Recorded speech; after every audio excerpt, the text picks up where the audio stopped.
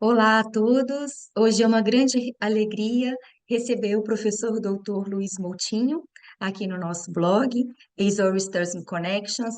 Professor, muitíssimo obrigada por ter aceitado o nosso convite. E eu Imagino. tenho uma primeira questão para o senhor. Eu queria que você contasse, né, um pouco da sua trajetória profissional. Como que você teve esse contato com o marketing, né, com esse universo tão fantástico do marketing, e como que foi também, o seu interesse pelo turismo, né? Como que se deu esse processo? Muito bem. Então, portanto, em Portugal, na altura de eu sair de Portugal, eu não havia cursos de administração de empresas. Eu fiz 5 anos de filologia românica, de letras. Quando começou a aparecer, ao fim de 3 anos, administração de empresas, a minha mãe disse: já fez 3 anos, já agora acabo. Portanto, a minha primeira licenciatura é em românicas. Não pergunto nada sobre literatura francesa, porque realmente não me lembro já de nada, praticamente. Dei uma volta a 360 graus. Uh, Entretanto, na altura, eu estava a trabalhar como consultor numa grande empresa em Portugal de consultoria chamada Cetel, onde fiz vários estudos e comecei a dar cursos de formação ligados ao marketing. Aliás, isto começou com um americano que veio cá da Mobil Oil e eu fui ao curso dele e gostei muito, achei interessante algumas coisas que ele disse e isso levou-me para o marketing. Depois, também, como dava muitos cursos de formação, também fui convidado inicialmente para dar aulas na Escola de Hotelaria e Turismo de Lisboa. Daí o interesse também do turismo. Aliás, o meu primeiro paper que fiz no início dos anos 70 foi sobre hotelaria em Portugal e turismo. E, portanto, interessou-me, as duas áreas interessaram-me, etc. Entretanto, também antes da Revolução, eu estive ligado à Sociedade Portuguesa de Marketing, que era uma organização de profissionais de marketing muito pequena, hoje em dia muito grande, a Associação Portuguesa de Profissionais de Marketing, onde eu fui diretor, etc. Também dava cursos. Daí o interesse inicial. Depois, logicamente, eu tive um convite, porque fui representar Portugal lá fora, à Confederação Europeia de Marketing, e conheci o diretor-geral do Instituto de Marketing Britânico, que foi meu amigo, que eu trouxe a Portugal, etc., e que disse: até é interessante, porque nós agora criámos um grupo de académicos no Reino Unido, no Instituto de Marketing, chamado Marketing Education Group. Isso talvez te possa interessar e tal. Eu fui realmente, nos anos 70, fui a uma conferência em Londres e me interessou-me, e aí conheceu o meu supervisor de doutoramento, que foi o meu supervisor, que me disse: Luís, mas se você quiser ser académico, tem que fazer um doutoramento, logicamente é básico. E eu realmente saí de Portugal, nos anos 70, e fui para Sheffield, onde fiz o meu doutoramento, fiz inicialmente mestrado por pesquisa, depois fui upgraded para aluno de doutoramento e acabei o doutoramento na Universidade de Sheffield, em Inglaterra. Uh, Depois houve algumas sugestões para eu conhecer mais o mundo académico dos Estados Unidos, americano, e eu realmente fui para o Arizona, estive na Califórnia, estive em Ohio, estive vários anos nos Estados Unidos para ter uma experiência em universidades americanas e dar aulas, logicamente, como assistant professor de marketing, etc. Depois como professor associado já. Num período, enquanto estava para ir para o Arizona, estive 6 meses no Brasil. E pronto, depois de vários anos nos Estados Unidos, voltei para a Europa em 86 e fui para Glasgow, para a Universidade de Glasgow, na Escócia. Entretanto, a minha mãe morreu e eu pensei em voltar para os Estados Unidos, tive vários convites, mas entretanto comecei a ser convidado para cátedras no Reino Unido e ganhei a primeira cátedra em 89 no país de Gales, na Universidade de Cardiff, na altura chamava-se University of Wales College of Cardiff, hoje em dia é a Universidade de Cardiff, onde eu estive 7 anos como catedrático de marketing. Foi a minha primeira cátedra. E depois a minha universidade, onde eu tinha estado na Escócia, e o meu coração na Escócia, abriu pela primeira vez uma cátedra em marketing e convidaram-me para concorrer, e eu concorri, e contra americanos, contra escoceses, etc., e ganhei, e portanto em 95 voltei para a Escócia, onde estive 23 anos como catedrático de fundação na Universidade de Glasgow, que é a quarta universidade mais antiga do Reino Unido, depois de Oxford, Cambridge e St. Andrews. E pronto, eu estive, portanto, na maior parte do tempo, 20 e tal anos. Depois tive um erro na minha vida, eu tive uma oferta incrível na Universidade da Irlanda. Eu não pedi nada, deram-me imenso dinheiro, eu vivo na Escócia, continuo a viajar pelo mundo, seja nosso embaixador, etc. Nós demos um assistente de investigação, tudo, e eu realmente pedi a demissão de Glasgow, foi um erro, e aceitei esse lugar na Irlanda, mas depois correu mal, porque a inveja das pessoas era tanta, pediam-me, sim senhor, esse senhor tem muita investigação, tem muita coisa e tal, é muito conhecido, que é um facto é que não vive na Irlanda, vive na Escócia, passa a vida a viajar pelo mundo, e depois de 2 anos realmente que não gostei nada, eu tive uma aluna minha de doutoramento que disse-me um dia, Professor, you don't belong to anyone, you belong to all of us. E isso foi uma frase filosófica que me fez dizer, bom, então a partir de agora eu não vou ter mais lugares full-time, eu vou ser belong to everybody, vou ser professor visitante em várias universidades portanto, continuar a ser o que sou, com as pessoas todas, com os alunos, etc. E, portanto, a partir desse momento, é isso que faço, sou professor visitante em várias universidades, desde Fiji até a Inglaterra, até Portugal, etc.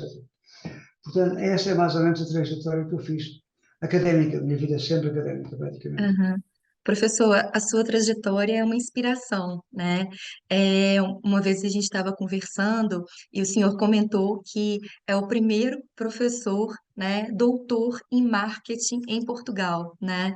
E essa Olha, frase me as pessoas marcou. não dizem muito isso, um bocado me observam, mas realmente eu fui a primeira pessoa nascida em Portugal, doutorada em marketing, já sou Aham. doutorado há 41 anos, e fui a primeira pessoa nascida em Portugal, catedrático há 34 anos. Portanto, isso é um facto. E é incrível, né, professor? Porque eu concordo contigo, né, que, né, o senhor é uma pessoa do mundo, né? E eu acho incrível, acompanho a sua trajetória, a sua carreira. Professor, como que você vê as relações entre o marketing e o turismo? O senhor acredita que o marketing ele pode ser um aliado da atividade turística? Ou o marketing pode ser um aliado de qualquer atividade económica, logicamente, Uhum, incluindo, logicamente, o turismo. O problema de que o marketing tem, eu sou muito crítico há muitos anos, é que a maior parte das empresas continuam a usar o mindset do século passado. Embora hoje em dia temos realmente com tecnologias e temos com inovações incríveis, o mindset de entrar na vida das pessoas, de fazer promessas vãs, de enganar as pessoas, de maximizar lucros a curto prazo, esse marketing não tem nada a ver com o meu marketing. Portanto, independentemente da indústria, portanto, o turismo também pode sofrer dessas coisas de usar o marketing da pior maneira possível.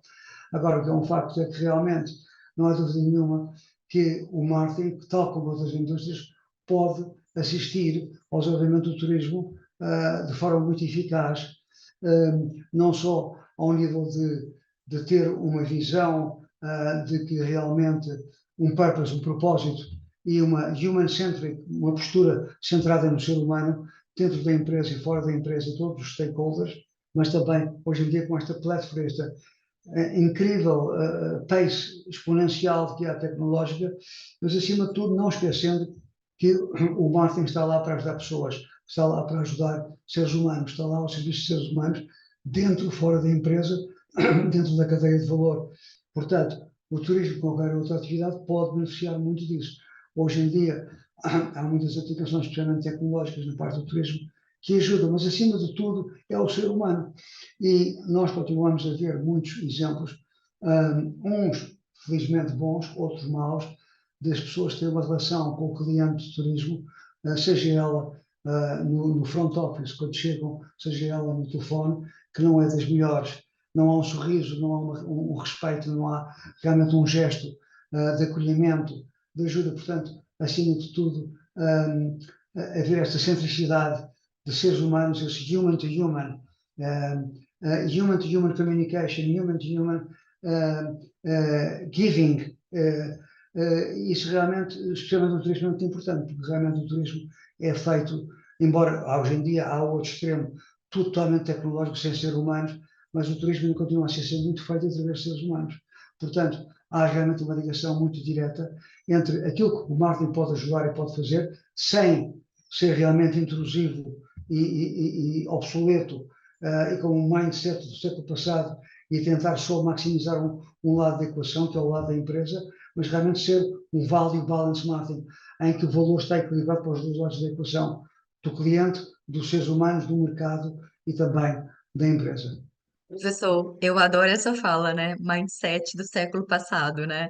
E infelizmente eu acho que a gente ainda vê muito isso, né? Sem dúvida. Então, essa fala sua é perfeita. O senhor comentou um pouco também sobre o uso das novas tecnologias, né? Então, eu queria escutá-lo um pouco mais, como que essas novas tecnologias têm sido aplicadas na atividade turística, né? Quais os exemplos que o senhor pode comentar, o que que o senhor tem visto em relação a Big Data, realidade aumentada, realidade virtual, enfim, né, todas essas novas tecnologias. Muito bem, é uma área que eu tenho trabalhado muito, portanto, logicamente eu trabalho sobre o futuro há 33 anos, tudo o que Hum. eu faço é sobre o futuro, hoje em dia falo muito em futuro, mas eu já trabalho há mais de 30 anos sobre isso. E uma das áreas, logicamente, são tecnologias emergentes, que estão a aparecer permanentemente. Hoje em dia até estamos a falar em computação afetiva, estamos a falar em computação cognitiva, estamos a falar em computação empática, em que o computador pode realmente ver as reações e as emoções das pessoas, etc. O que é um facto é que, logicamente, a inteligência artificial, que é uma das minhas áreas de investigação, logicamente, está a mudar completamente a face do mundo. E a matéria-prima da inteligência artificial são os dados, Big Data. Hoje em dia, estamos permanentemente a usar dados, neste momento estamos em gigabytes, possivelmente terabytes, e devemos chegar aos gigabytes, que é uma loucura de dados. De 2 em 2 anos temos dados completamente novos, que é o facto de que 80% desses dados são não estruturados, é dark data, e as empresas têm grande dificuldade em analisar. Além disso, é big data, cada vez mais hoje em dia estamos a falar, porque ninguém quer, nem a Daniela nem eu, ser um conjunto de 8 dígitos, mas de facto, num dataset de big data, a Daniela é 00974778, é isto, e ninguém quer ser isso. E portanto é que hoje em dia também há o advento de little data, portanto, de dados que até são através de pesquisas etnográficas e pesquisas qualitativas, analisamos quem é a Daniela, mas a Daniela afinal respira, tem coração, tem um cabelo negro, etc. Portanto, isso é muito, muito importante. De qualquer modo, o Big Data hoje em dia é importante e hoje em dia já há muitas técnicas para analisar os padrões dos dados, o movimento dos dados, etc. E, portanto, esses dados são entrados por aprendizagem machine learning e depois são passados para deep learning com redes neuronais, com redes neurológicas a imitar a parte física do cérebro. E, portanto, esses algoritmos estão a ser incrivelmente, por exemplo, o Google, para os 63 mil queries que tem por segundo no Google, em todo o mundo, o Google utiliza uma rede neuronal que tem 22 camadas escondidas, que é uma coisa louca, não é?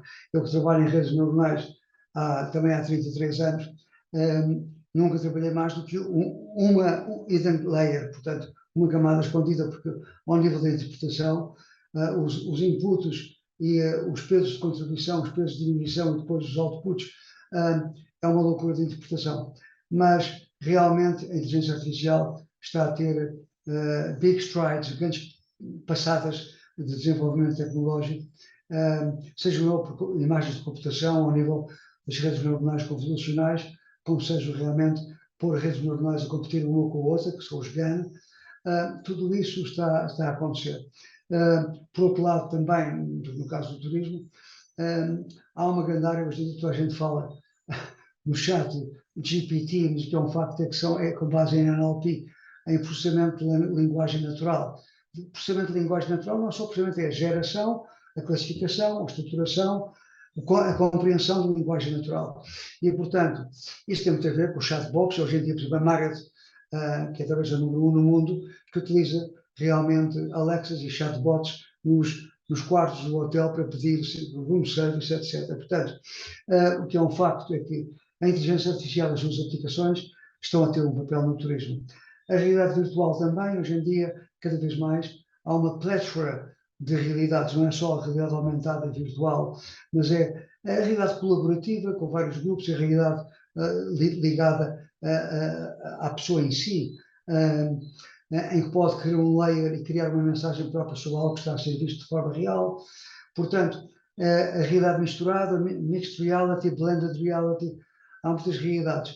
E não há dúvida nenhuma que pode ser feita hoje em dia, por exemplo, ao nível do teleporter, e especialmente com o Virtual Reality da Samsung, para levar pessoas a destinos turísticos ou levar pessoas a fantasias e ver partes do hotel, a Mara está a usar isso.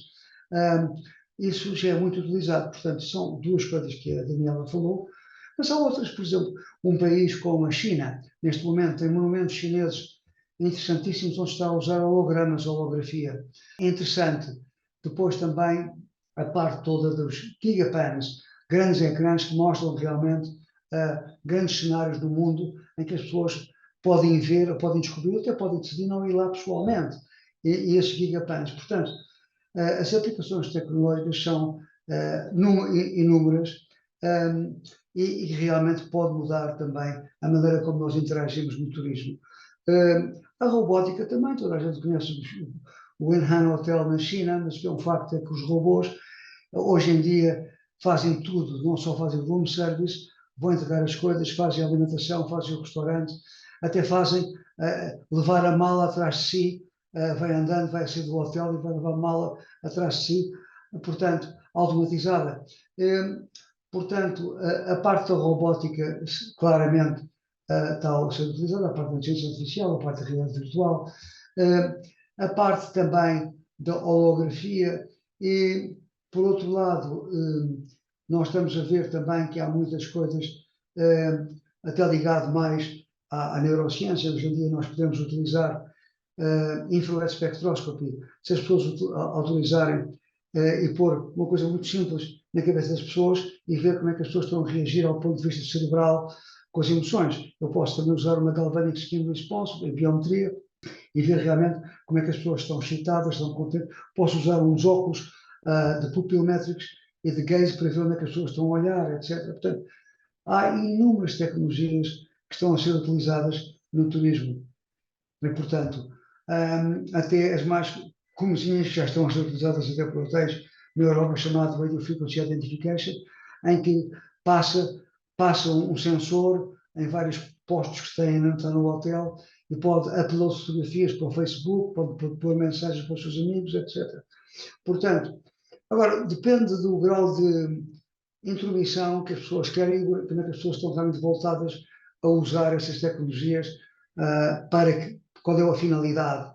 Não há dúvida nenhuma que isso também é por gerações, embora cruze gerações, até pode haver gerações da minha idade que também acham graça a utilizar algumas destas tecnologias, mas logicamente são gerações mais novas, que são realmente a geração screen, que vai aparecer, o alfa, a geração Covid, e que vão aparecer, e já mais velhos, os millennials, que estão a utilizar muito essas tecnologias. Agora depende também qual é a atitude dos hoteleiros ou a atitude das empresas, handicraft, etc. Porque é que elas estão a usar essas tecnologias? É realmente para melhorar o valor que dão ao mercado, o valor que dão aos clientes, o valor que têm para si próprio, e portanto, ou é só um gimmick, ou é só algo para dizer nós estamos a fazer uma coisa inovadora, mas no fundo não tem qualquer utilidade. Portanto, temos que ter muito cuidado com a escolha das tecnologias emergentes. Professor, uma coisa que a gente costuma falar, né, que a tecnologia ela não é um fim em si, né? Ela é um meio, né? Então, Claro, acho muito interessante essa questão da gente pensar como que essa tecnologia tem sido utilizada. Eu fiquei um pouco curiosa em relação aos hologramas, né, da China. Eu queria saber um pouco mais como que esses hologramas estão funcionando. pronto. E queria aproveitar aqui, né, já emendar com uma próxima questão, se o senhor acha, né, que essas novas tecnologias podem, de alguma forma, né, impactar, né, nos empregos, dos humanos, né, porque eu percebo que há um medo muito grande, principalmente, né, do mercado de trabalho. Muitas vezes, alguns alunos meus sinalizam essa preocupação, professora, né, os robôs, as novas tecnologias vão roubar, né, o meu emprego lá no futuro, né? Então eu queria te escutar um pouco em relação a isso. Tá bem? Os hologramas e a holografia na China são movimentos realmente, pois o holograma é uma luz, é um laser que aparece e depois se replica. Portanto, o que eles fazem realmente é o laser e a fotografia e a luz que incide sobre os monumentos, depois é transportada e aparece como um holograma de 360 graus, as pessoas podem ver realmente os monumentos sem lá ver. Claro que isso pode criar também uma vontade de ir lá pessoalmente ver os monumentos. Hoje em dia, o problema, e há vários estudos, da substituição de jobs, de empregos humanos por tecnologias emergentes logicamente, há vários estudos em que falam realmente de números altos até ao final desta década que aparece. O que é um facto é que são realmente para jobs e empregos repetitivos, ou seja, repetitivos e com tarefas realmente mais não elaboradas. E o turismo está cheio dessas tarefas. Portanto, não há dúvida nenhuma que a tecnologia pode substituir grande parte desses jobs, não só no restaurante, não só na parte do tratamento da piscina, não só na parte do front office. Pode, embora haja sempre pessoas que preferem trabalhar com o ser humano, mesmo em termos de um chatbot ou um bot, há vários estudos que preferem com a tecnologia, porque estão fartos de ser maltratados e o preço 8, o preço 0, o preço 7 e perder o tempo. E é uma coisa horrível, um Customer Relationship Management que é perfeitamente idiota, ou realmente pessoas que dizem, não, mas eu apesar de tudo, prefiro um sorriso de um ser humano, prefiro disso. Portanto, depende muito, há muita gente, uns querem, outros não querem. O que é um facto é que há vários estudos, da Gartner, que é a maior empresa tecnológica americana, que diz que vai haver um surplus de novos empregos. Mas esses novos empregos são realmente ligados a novas profissões, muitas delas que não são conhecidas, que vão aparecer ligadas às tecnologias, às smart cities ou Internet of Things, etc. No caso do turismo, portanto, é realmente porque tem uma grande proporção de trabalho, de empregos repetitivos e de baixo valor acrescentado. Eu acho que realmente a tecnologia pode tirar o lugar a alguns e o emprego a algumas pessoas. O que a gente vê aqui, professor, é uma nova realidade, né? E como que a gente pode tirar proveito, né? Um proveito positivo de todas essas novas tecnologias, não é? Para esses trabalhos repetitivos, não é? Enfim, quais são os seus interesses atuais em pesquisa? Muito bem. Uma grande parte está ligada à inteligência artificial, especialmente a Deep Learning e às tecnologias novas de redes neuronais, como a chamada Generative Adversarial Network, portanto, networks que combater um com o outro, Reinforcement Network, para ver de que maneira é que o output da rede neuronal dá reward ou dá punishment. Portanto, nessa parte que eu visto que eu já trabalhei há muitos anos em redes neuronais, antes mesmo de ser chamado Deep Learning e Inteligência Artificial, e dos meus 35 livros publicados no estrangeiro, eu tenho 2 sobre redes neuronais, Neural Networks. Portanto, isso é uma área que me interessa muito, essa parte de inteligência artificial, deep learning, etc. Portanto, depois também, logicamente, tenho interesse na parte de biométrica e neurociência, publiquei muito na parte dos fMRI e hoje em dia tenho muito interesse nesta parte de equipamento, em vez de ir para um hospital e para pessoas 40 minutos numa máquina, numa ressonância magnética e ver realmente o BOLD, o Blood Oxygen Level Dependent, que é claustrofóbico, que tem um meio ambiente de investigação que não é bom. O que é um facto é que estes equipamentos necessitam de um infrared spectroscopy. Eu posso pôr isto na cabeça de uma pessoa e posso falar com ela, posso estar aqui, posso estar em qualquer lado e estar a analisar o brain desde que a pessoa permita, embora seja não simultaneamente, eu estou a analisar parte do cérebro uma a uma, e estou a analisar fundamentalmente o surface cortex, a parte de superfície do cortex, mas que me dá dados incrivelmente bons e eficazes. Portanto, é uma área de infrared spectroscopy, near infrared spectroscopy também me interessa bastante. Portanto, essa parte de neurociências são 2 áreas de grande interesse para mim. Áreas extremamente interessantes, né? E com muita coisa para ser pesquisada. Professor, a gente está chegando aqui no final da nossa conversa, né? Eu queria só te pedir queria te fazer um pedido final, né?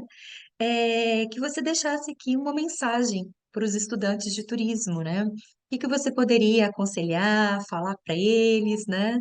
Bom, primeiro, os estudantes que escolherem esta área de turismo, antes de tudo, têm que olhar para o contexto. E o contexto é o contexto do mundo, da nossa vida, da nossa sociedade, cada vez mais complexo, cada vez é mais disruptivo, cada vez se altera permanentemente, e, portanto, que olhem bem estas mudanças todas que estão a acontecer à nossa vida, à sociedade, desde a parte a climática, a parte da sustentabilidade, a parte das guerras, a parte dos conflitos, a parte das greves e do problema como é que realmente as empresas tratam os trabalhadores. Só depois é que aparece realmente o contexto da indústria, que é o contexto de trabalho.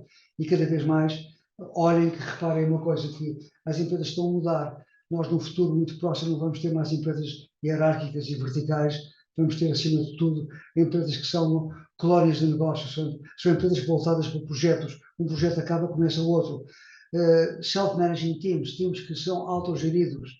Cada vez mais há o contexto da holacracia, ou seja, portanto, realmente flat, uma estrutura flat, em que as pessoas realmente têm o poder de decidir os projetos, etc. Porque repare o que é, hoje em dia já estamos a ver o que é the great resignation, as pessoas que se despedem, a grande despedimento, as pessoas que estão a fazer o job quitting, todos, não me dá prazer nenhum, vou sair do trabalho. Então, o facto é que há muitos estudos, eu não sei em relação a Portugal, mas sempre em relação do Reino Unido, quando chegar aos 34 anos, há pessoas em média que tiveram 19 empregos diferentes. Portanto, temos de entrar também numa economia de freelancers. Portanto, olhem para o turismo não como uma indústria estática, mas como uma indústria em movimento. Vejam lá de que maneira é que realmente vocês podem usar os vossos skills.